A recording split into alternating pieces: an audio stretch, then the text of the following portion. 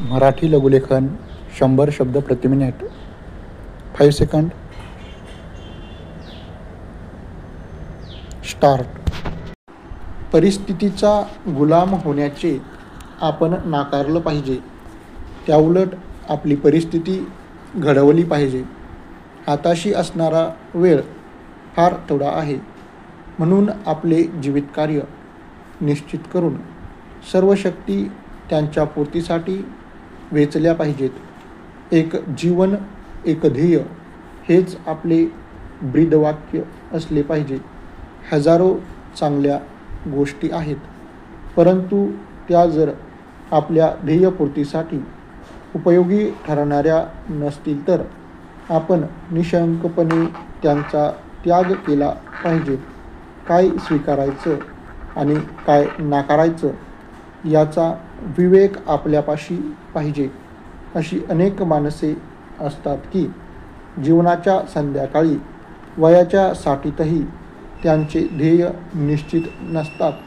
एखाद्या ग्रंथालयात जाऊन खूप पुस्तके चाळावीत, पण ज्ञान मात्र काहीच न मिळवता हातात हलवीत परत यावे, अशी आपली अवस्था होऊ नये.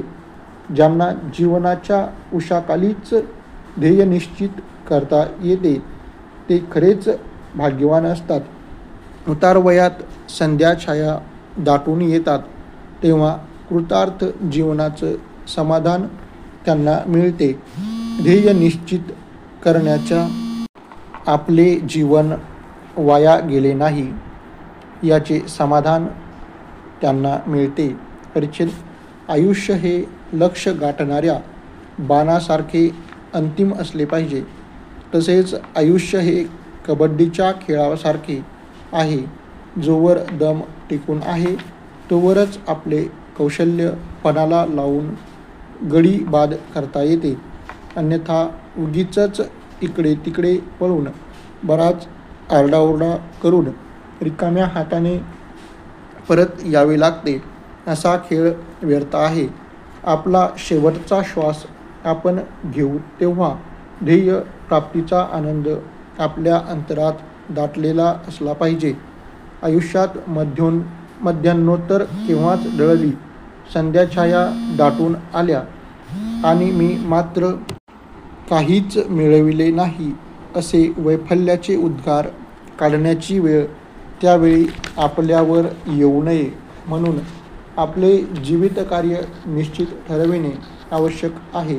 अशी स्थिती होऊन नये म्हणून नीट विचार आणि चिंतन करून आपले जीवितकार्य निश्चित करावे. एकदा ते निश्चित झाले की त्यांचा मार्गही निश्चित होतो. इतर सारे मार्ग मग बंद होतात.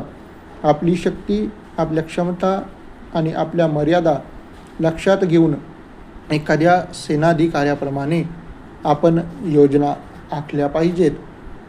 आधी आपल्या ध्येयाप्रत पोहोचण्याचा सर्वोत्तम मार्ग निश्चित करावा. मग काळ अनुकूल असो वा प्रतिकूल आपल्याला त्या मार्गावर वाटचाल करीत राहावंच लागेल. त्यात कसलीही तडजोड नाही किंवा परत फिरणे नाही. आपणास असंख्य अडचणी येतील, पण सागराकडे वाहत राहणाऱ्या नदीप्रमाणेच आपल्याला पुढे जात राहिले पाहिजे. जर तर किंवा पण परंतु या गोष्टींना जराही स्थान व महत्त्व देणे निश्चितच योग्य नाही.